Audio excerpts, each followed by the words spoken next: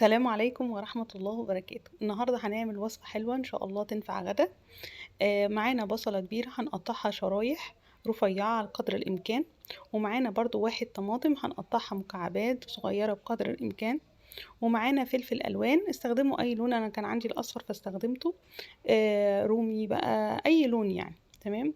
طيب ومعانا كمان مهم جدا والوصفة متنفعش من غيره، اللي هو الجنزبيل الفريش، قطعة متوسطة يعني هنبشرها. ومعانا برضو المكون الأخير اللي هو 3 فصوص توم كبار. معانا هنا نص كيلو شرايح من اللحمة البفتيك، آه، اللي هي زي شبه تقطيعة الشاورما كده.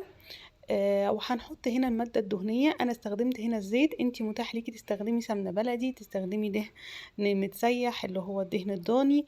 اي مكون حطيه عندك بينفع، مفيش مشكلة في الوصفة. انا هنا سخنت الزيت كويس جدا ونزلت بيه على اللحمة دي اول حاجة. واول حاجة والمعلومة دي ان احنا لازم نقلب على اللحمة على نار عالية، علشان نحاول بقدر الامكان نخلي السوائل محتفظة بيها اللحمة وما تنزلش منها. اول ما اللحمة لونها يغير هنزل بجميع الخضار اللي انا عملته. اظن هنا احنا كده الوصفة بتاعتنا سهلة جدا جدا جدا، واي حد مبتدئ في المطبخ هيدخل. معانا هنا بقى، وده المكون الرئيسي في الوصفة دي، اللي هي الجرام مسالة. دي عبارة عن بهارات هندية ممكن تشتريها جاهزة وممكن تتعمل في البيت. انا عامة بعملها في البيت، وهكتب لكم مقاديرها بالظبط في اول تعليق في الفيسبوك، او في صندوق الوصف في قناة اليوتيوب. هحط هنا معلقة برضو كبيرة كاري، يبقى عندنا الكاري والجرام مسالة، وعندنا فلفل اسود وملح. دول الاربع توابل اللي انا هحطهم على اللحمة دي، بس والله هياخدوا اللحمة في حتة تانية خالص. واخر مكون اللي هو القرن الفلفل الحامي، من المميزات المطبخ الهندي اللي هم بيخلوا الحاجة حامية جدا. هم عندهم 3 مكونات أساسيين، اللي هي الشطة، الثوم، الجنزبيل، مهمين جدا في أكلاتهم.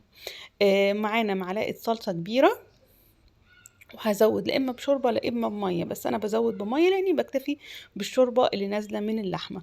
بغطي اللحمه بسيط كده، يعني بحط الشوربه كتير او ميه كتير، بغطيها بس بسيط.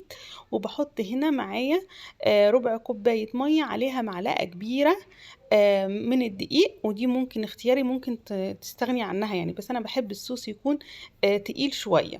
ممكن من معلقه لمعلقتين حسب السمك اللي انت عايزاه من الصوص. وهنسيبها على، هتغلي بقى لغاية لما تغلي على نار عالية، تغلي ونوطي عليها ونسيبها تمام.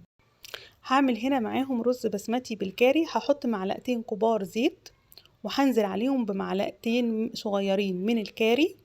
هسخنهم في الزيت شوية، وبعدين هنزل عليهم بالرز اللي انا كنت غسلاه ونقعاه نص ساعة قبل العمايل، يعني بتفرق جدا في طراوة الرز البسمتي. واحط معلقة كركم، وهقلب واسخنهم على النار شوية، وهنزل عليهم بالمية. الرز البسمتي كل كوباية رز بسمتي بتاخد من كوبايتين لكوبايتين الا ربع مية، حسب لما تغطيهم كده. ما تقلقيش الرز البسمتي مش بيعجن.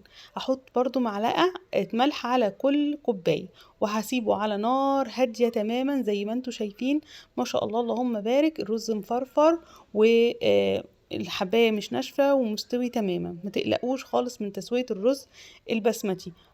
بس اهم حاجة الخطوة اللي انتوا تنقعوه وتغسلوه، تنقعوه نص ساعة قبل ما تعملوه. احنا كده الوصفة بتاعتنا تعتبر انتهت تماما. ما شاء الله اللهم بارك، اللحمة استوت، بتاخد في حدود ساعة الا ربع سوا على نار هادية على البوتاجاز.